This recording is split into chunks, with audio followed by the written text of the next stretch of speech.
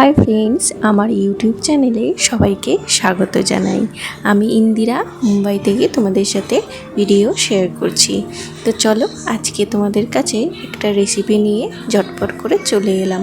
তো রেসিপিটা তেমন কিছু না, এই যেমন ধরো মিষ্টি, ঘরে কিভাবে মিষ্টি তৈরি করবে। তো আমাদের বোম্বেতে তো এখন ছানা বিক্রি হয় না, আর কিভাবে বা ছানা তৈরি করব, ওই জন্য ওয়েস্ট বেঙ্গলে গেছিলাম যখন এই ক্যালসিয়াম ল্যাক্টো পাউডারটা নিয়ে এসেছিলাম।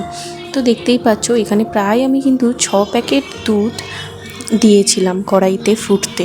তারপরে ওই পাউডারটা দেওয়ার সঙ্গে সঙ্গেই একদম কি সুন্দর করে ছানা তৈরি হয়ে গেছে।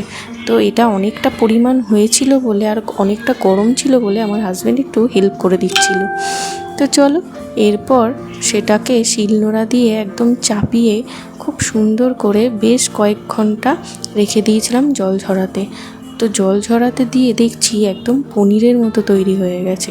কি সুন্দর দেখো হয়েছে, শক্ত একদম টাইট টাইট হয়ে গেছে। এটা কিন্তু পনির করেও খাওয়া যাবে, যেমন ছানার তরকারি হয় আর কি।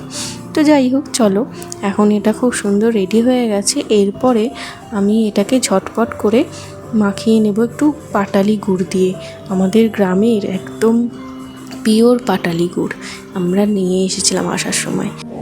তো তোমরা চাইলে এটাকে গুড় পাটালি না দিয়েও এটাকে মাখতে পারো, আর যদি দেবো মনে করো তাহলে কিন্তু সেটা পাটালি দিয়েই করো।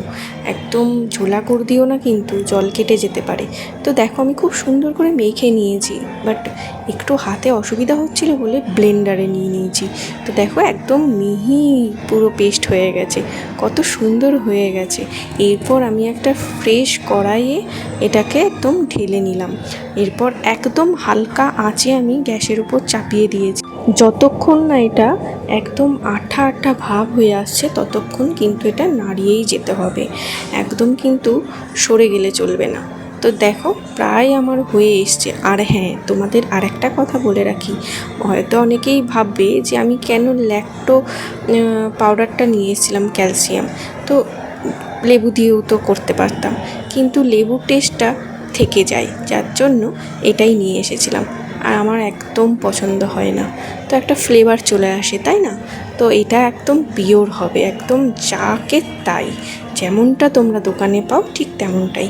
তো দেখো কথা বলতে বলতে কিন্তু আমার পুরোটা রেডি হয়ে গেছে, আর কতটা আঠা একটা ভাব হয়ে গেছে। তো এখন এটাকে টেবিলে নিয়ে এসে আমি একটু হালকা ঠান্ডা করে নিচ্ছি। ঠিক যেমনভাবে আমরা নাড়ু পাকাই হালকা গরম থাকতে, ঠিক সেরকমভাবে আমি এটা পাকিয়ে নেব। তোমরা চাইলে এইভাবেও রাখতে পারো, আবার পাকিয়েও নিতে পারো। তো তোমাদের কেমন লাগলো অবশ্যই জানিও। আর যারা ট্রাই করবো ভাবছো ঘরে মিষ্টি করে খাবে, অবশ্যই ঝটপট করে ট্রাই করে নাও, আশা করি তোমাদেরও ভালো লাগবে। তো দেখা হবে আবারও নেক্সট কোনো রেসিপি নিয়ে। যতক্ষণের জন্য টাটা।